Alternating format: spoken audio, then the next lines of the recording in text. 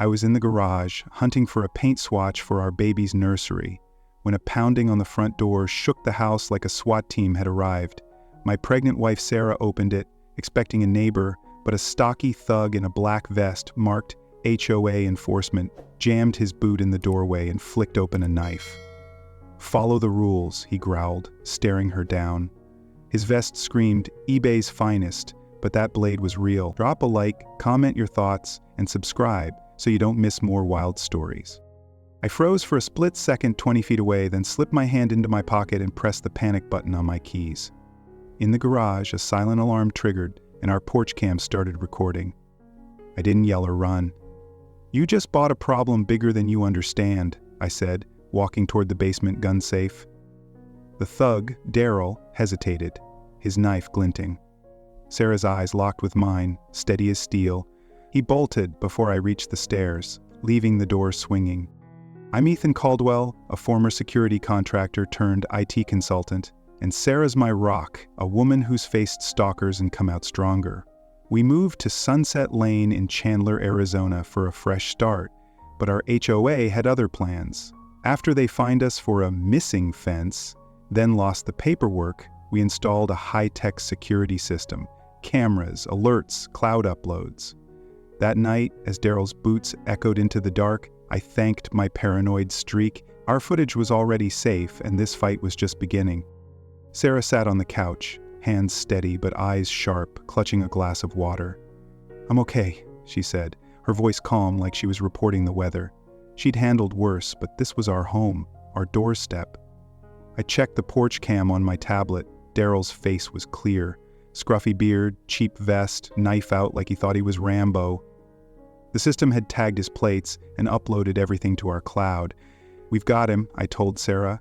She nodded, but her jaw tightened. This wasn't random. It was personal. The HOA had gone rogue since Karen Westbrook took over as president. She strutted into Sunset Lane like a pastel dictator, rolling out rules nobody voted for. No driveway chalk, no open garage doors past 5 minutes. Her volunteer patrol wore black vests, carried clipboards, and acted like they had badges. I'd called her out at a meeting, asking for patrol authorization. Karen smirked, her cardigan screaming HOA royalty. "Some people hate accountability," she said, dodging the question. "The minutes? Archived. Classic." I had tried warning neighbors. I printed flyers citing Arizona law. HOAs can't hire untrained security or enforce beyond bylaws. Most nodded. A few suggested I run for president, but Karen's yes men drowned me out. Her patrols kept growing, snapping photos of violations like kids' bikes or potted plants. I figured they'd fizzle out. Then Daryl showed up with a knife, and I realized Karen wasn't just annoying, she was dangerous. Sarah agreed. "We're not waiting for round 2, she said, eyes fierce. By midnight, red and blue lights lit up our driveway. Deputy Laura Alvarez arrived with her partner, sweeping the perimeter like pros. I handed over the footage, and Sarah gave her statement, cool as ice. "I want charges pressed," she said. Laura watched the video, her face hardening. "This guy's not even a resident," she said. "Daryl Ramsey lives 2 towns over, hired by your HOA president." My jaw dropped. Karen had outsourced her muscle to a thug with a rap sheet. "Your cameras saved you," Laura added, shaking her head. We didn't sleep that night. I backed up the footage on 3 drives, organized Karen's emails, and compiled my meeting notes. Sarah sat with me, sorting HOA fines we'd fought. "She sent him to scare us," she said. I nodded. This wasn't about chalk or garages, it was about control. Karen had built a fake empire, and we'd just caught her goon on tape. The sheriff's office was already tracking Daryl, but Karen was the real threat. I wondered how far she'd go to save her throne. The next morning I stepped outside to grab the paper and froze. A pastel blur was marching up my driveway. Karen Westbrook, sunglasses perched like she was starring in a reality show. "Ethan, let's talk," she called, not even knocking. I opened the door halfway, camera rolling. "Daryl meant well," she said, like he'd dropped off cookies, not a knife. "He was reminding you about community rules." I tapped my phone, playing the footage. Daryl's blade, Sarah's voice, my warning. Karen's smile vanished. "There's 2 sides to every story," she stammered, backing off. I leaned in. "Tell yours to the sheriff." Her retreat felt like a win, but my gut screamed trouble. Karen wasn't the type to quit. She'd dodged accountability before, and now we had evidence tying her to a thug. I checked the cameras again, making sure Daryl hadn't circled back. Sarah was already emailing neighbors, sharing a screenshot of Karen's safety consultant email. "She's not done," Sarah said, her voice steady but sharp. I nodded, picturing Karen's next move.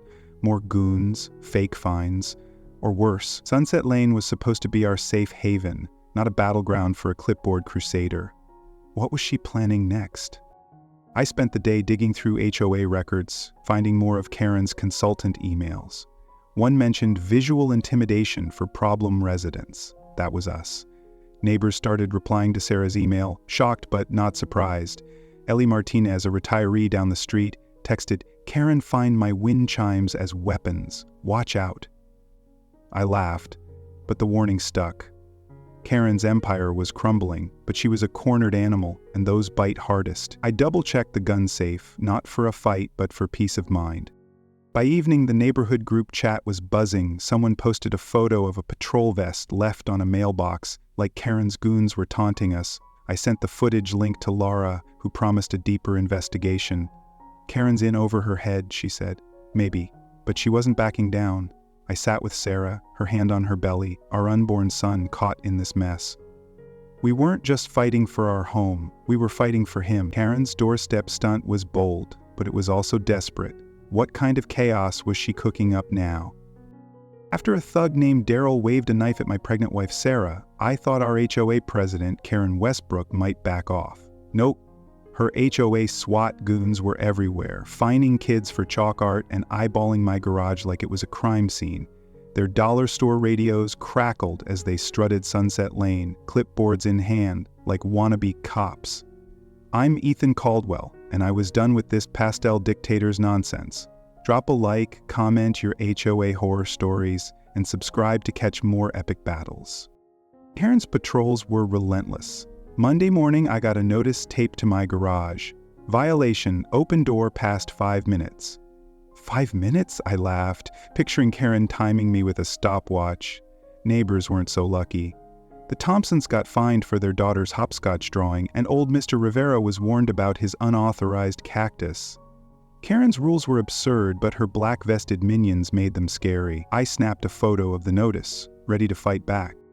I fired off an email to every Sunset Lane resident, attaching Arizona HOA laws.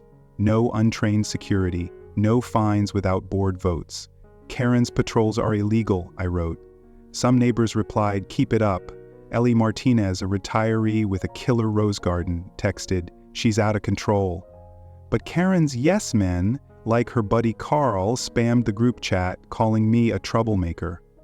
I shrugged. If fighting a clipboard crusader made me trouble, I'd wear that badge proudly. Sarah was my rock, unshaken by Daryl's knife. "We'd face worse," she said, sorting HOA emails with me. Years ago, she'd testified against a stalker who terrorized her for months. A thug with a cheap vest didn't faze her.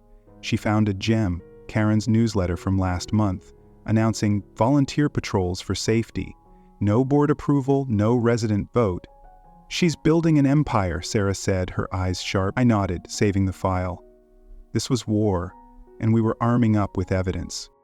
Karen struck back fast. Her next newsletter hit inboxes, calling me hostile and anti-community. She claimed Daryl was a misguided volunteer enforcing approved rules.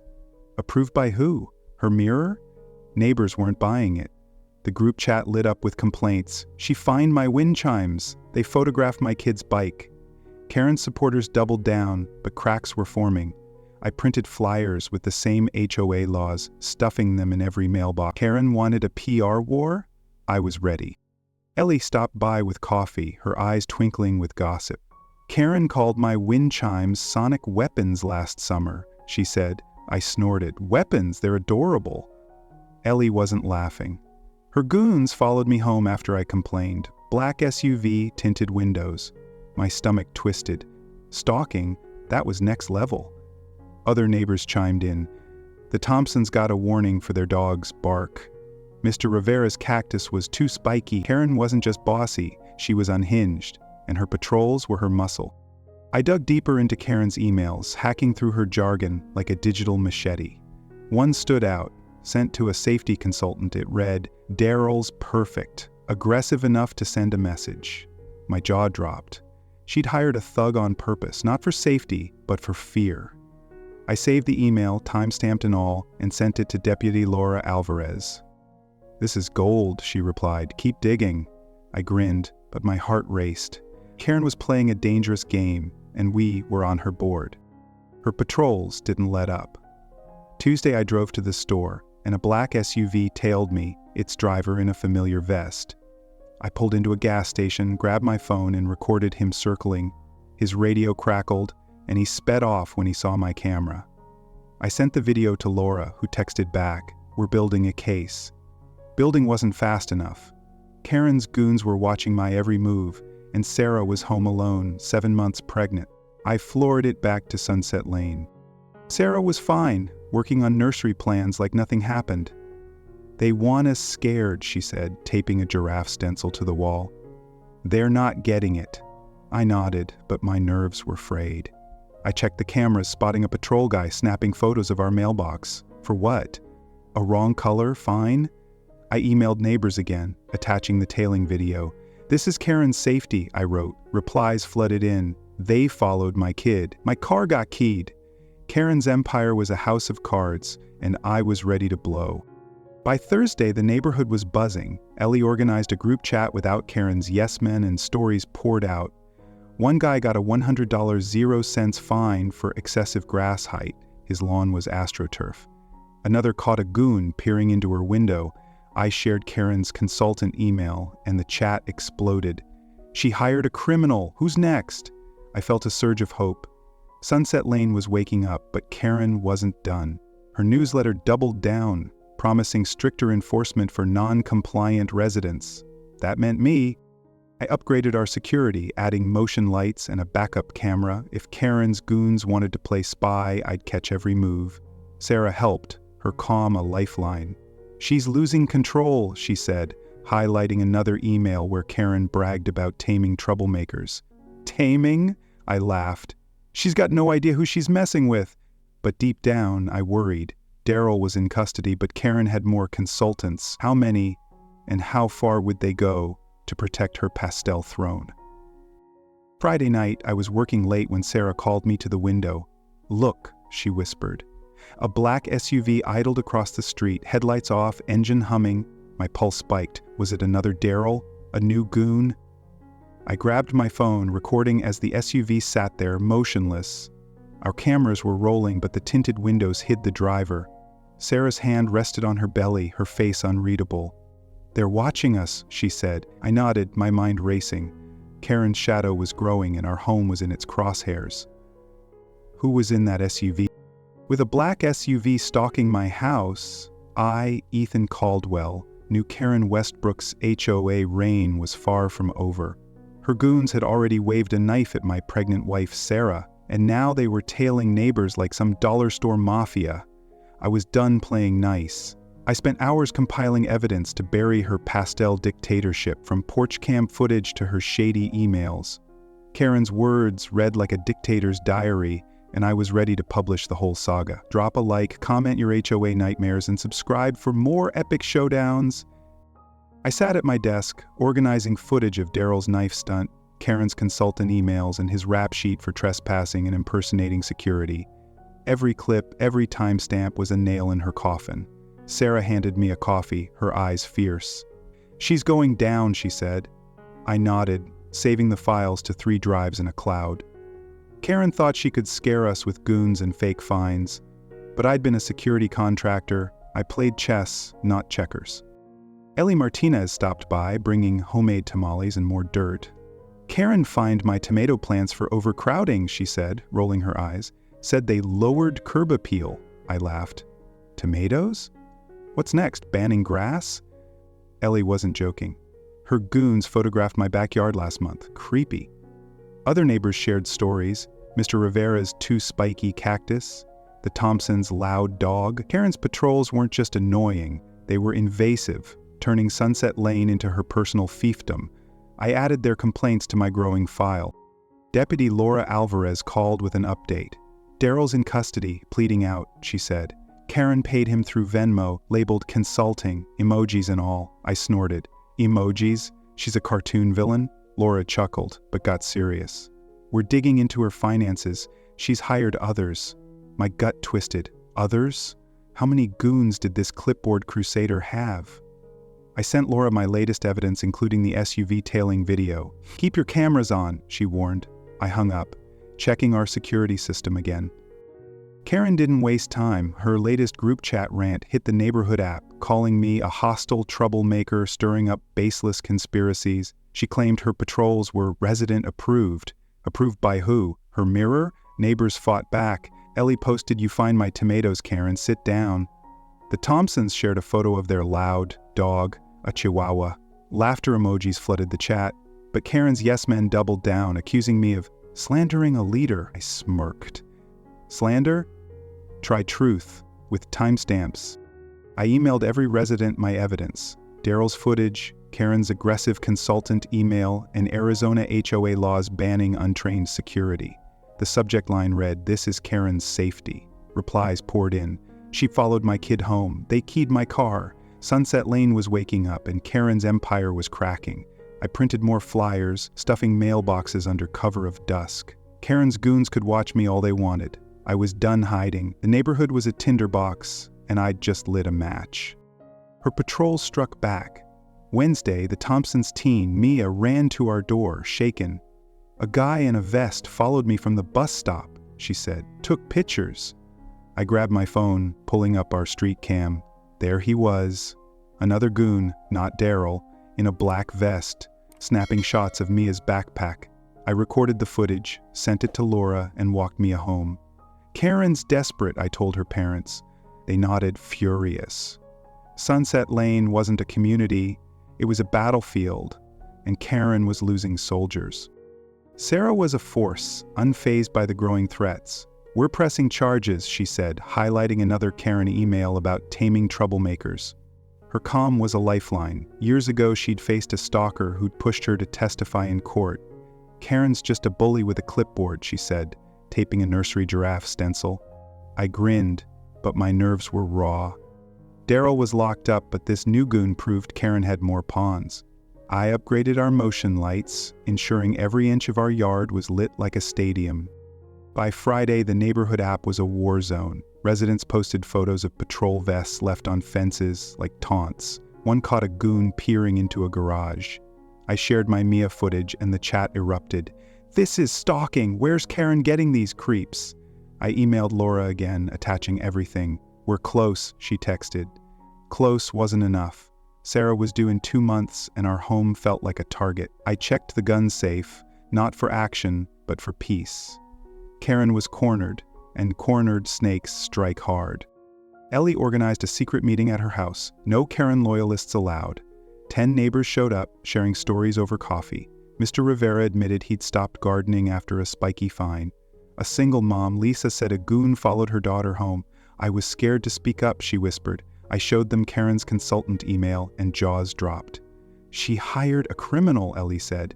We agreed to flood the HOA with complaints, demanding a special meeting. Sunset Lane was uniting, but Karen wasn't going down quietly.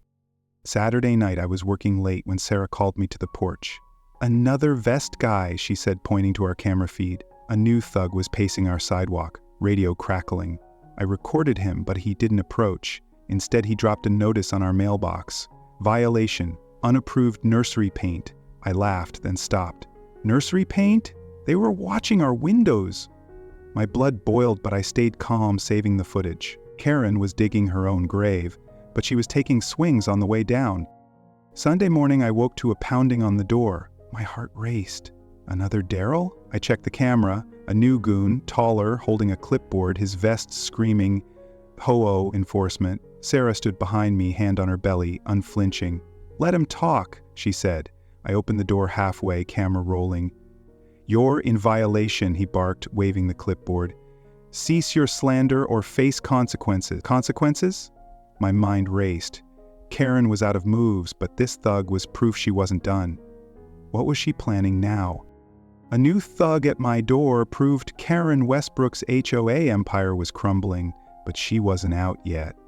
I'm Ethan Caldwell, and with my pregnant wife Sarah by my side, I'd compiled enough evidence to bury Karen's pastel dictatorship. Tonight's HOA meeting was our chance to end her reign of fake fines and knife-waving goons. Sunset Lane was ready to explode, and I was lighting the fuse. Drop a like, comment your HOA battles, and subscribe to catch more neighborhood showdown. The community center was packed, neighbors spilling into the aisles like it was a rock concert, not an HOA meeting. Karen sat at a folding table, her cardigan screaming HOA royalty, flipping through papers she wasn't reading. She opened with landscaping updates. Grass length, mailbox colors, like we weren't there to roast her. The room buzzed, people whispering about Daryl's knife and her creepy patrol. I stood in the back, laptop ready, waiting for my moment. Karen's deflection was pathetic, and I was done waiting. I walked to the front, plugged my laptop into the projector, and hit play.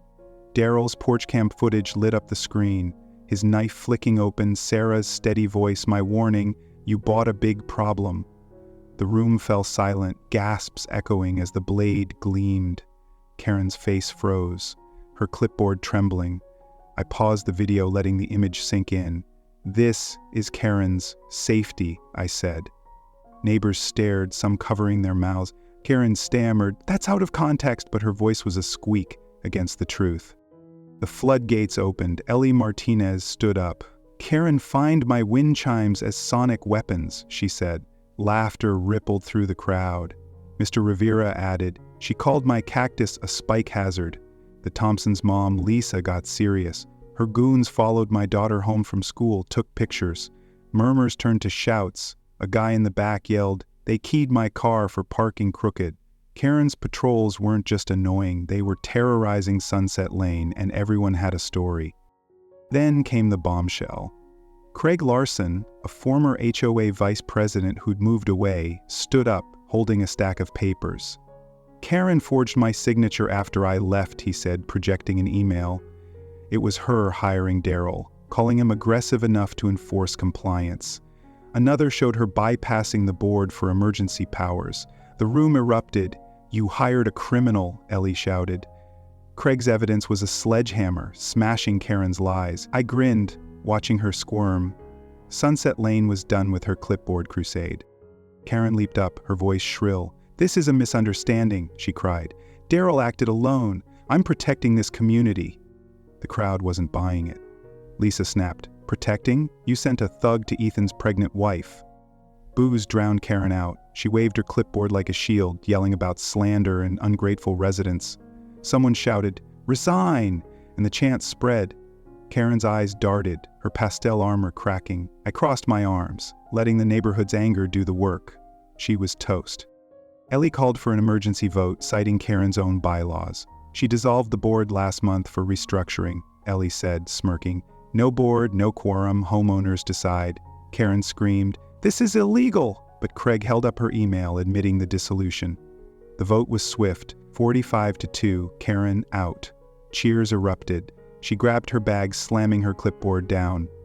"You'll hear from my lawyer," she yelled, storming out. The door slammed, and Sunset Lane felt lighter, like a storm had passed. I walked home with Sarah, her hand in mine. "We did it," she said, smiling. I nodded, but my relief was cautious. Karen's exit was a win, but her kind didn't vanish quietly. I checked our cameras when we got home, half expecting a goon in a vest. Nothing. Neighbors texted thanks, some apologizing for staying silent. Ellie sent a photo of her wind chimes, captioned, "Free at last." I laughed, but my mind was on Karen. She'd lost her throne. What would she do now? Sarah was already planning the nursery again, taping giraffe stencils like the war was over. "She's gone," she said, but her eyes were sharp. I agreed, but I wasn't ready to unplug the cameras. Deputy Laura Alvarez texted, "Karen's under investigation, stay vigilant." Vigilant was my middle name. I backed up the meeting footage, Craig's emails, and every neighbor complaint. If Karen wanted a lawsuit, I'd bury her in evidence. Sunset Lane was ours again. But I knew better than to trust the quiet. By morning, the neighborhood app was alive with celebration. Residents posted memes of Karen's cardigan, captioned, "Pastel Tyrant Falls." The Thompsons offered to host a barbecue, and Ellie suggested a no-fines party. I grinned, but my phone pinged with a new email, no sender name. My heart skipped. I opened it. "You'll regret this. Sunset Lane isn't yours." Karen's name wasn't on it, but her venom was unmistakable. I forwarded it to Laura, my pulse racing. Karen was out, but her shadow lingered. What was her next play? Karen Westbrook's cryptic email, "You'll regret this," proved she was down but not out. I'm Ethan Caldwell, and after exposing her knife-waving goons and ousting her from Sunset Lane's HOA, I was ready to reclaim our home. With my wife Sarah about to give birth, we'd fought a pastel dictator and won, but her shadow lingered. Tonight, we'd celebrate, reflect, and stay vigilant. Drop a like, comment your victory stories, and subscribe for more epic neighborhood battles. Sarah gave birth to our son Liam a week after Karen's fall. His first onesie, a neighbor's gift, read, "Ho free" in bold letters. I laughed, snapping a photo. "He's already a rebel," Sarah said, her smile brighter than ever. I reinforced our security system, adding backup cameras and brighter motion lights. Karen was gone, but her email haunted me. Sunset Lane felt safe again, but I'd learned trust is earned, not assumed. Liam deserved a home free of clipboard crusaders, and I'd make sure he got it. New neighbors, the Thompsons, moved into Karen's old house, replacing her pastel shutters with bright blue ones. They knocked with a plate of chocolate chip cookies, no vests in sight. "Heard you took down the HOA queen," Mr. Thompson said, grinning. "We're just here for the cookies." I invited them in, showing off Liam's nursery giraffe stencil. Their kids, Mia and Jake, asked to see our cameras. "Cool spy stuff," Jake said. I smiled. Sunset Lane was healing, one cookie at a time. I threw a community party in our backyard, inviting every resident. Kids ran through sprinklers, neighbors swapped stories, and Ellie Martinez's wind chimes jingled proudly. Burgers sizzled and laughter filled the air. Deputy Laura Alvarez stopped by, off-duty, raising a soda. "Your evidence cracked this case," she said. "Karen's goons are done." I shrugged. "Just wanted my kid to sleep without knife threats." Sarah squeezed my hand, her eyes warm. The party wasn't just a win, it was a promise of better days. I stood by the grill, watching Sunset Lane thrive. Karen's reign had taught me hard lessons. Boundaries matter, preparation saves lives, and a community's voice can topple tyrants. I'd gone from a guy arguing over nursery paint to a guy with a cloud full of thug footage. Sarah joined me, Liam in her arms. "We protected him," she said. I nodded, thinking of our cameras, our neighbors, our fight. Sunset Lane wasn't just a street, it was a stand for what's right. A letter arrived from the district attorney's office. Karen took a plea deal, no jail but a permanent ban from HOA or community roles in Arizona. The court awarded us $200,000, 0 cents, for Sarah's trauma and legal fees, plus $75, 0 cents, to Sunset Lane for misused HOA funds. I framed the letter, hanging it above my desk. Karen's Lexus was towed, her house sold, her empire dust. The neighborhood app buzzed with memes. "Pastel Tyrant towed." I laughed but checked our cameras. Victory felt good, but vigilance felt better. Ellie dropped off a surprise gift, a framed HOA rule handwritten in marker, "No fake cops allowed." A note read, "You're our hero." I hung it in the nursery next to Liam's HOA-free onesie. Sarah chuckled. "He'll grow up knowing his dad fought a dragon." I grinned, but my mind drifted to Karen's email. Her goons were gone, her power stripped, but her words, "You'll regret this," stuck like glue. I backed up our footage again, just in case. I stood in the nursery one night, Liam asleep, Sarah humming softly. I raised a glass to our family, our lane, our fight. "To boundaries, to truth," I said. Sarah clinked her mug. "To us." Sunset Lane sparkled outside, kids biking, yards blooming with quirky decor. Flamingos, wind chimes, freedom. We'd turned a battleground into a home, but I knew peace was fragile. Karen was gone, but others like her waited. I vowed to stay ready, for Liam, for us. As I locked up, a strange car slowed by the lane, its headlights dim. My pulse quickened. I checked the cameras, but it was gone, lost in the night. Was it a curious neighbor, a new threat? I saved the footage, my gut tight. Sunset Lane was ours, but someone was always watching. This fight taught me to stand tall, stay sharp, and never back down. Did our story spark a fire in you? Like it. Comment your thoughts and subscribe to catch more tales of triumph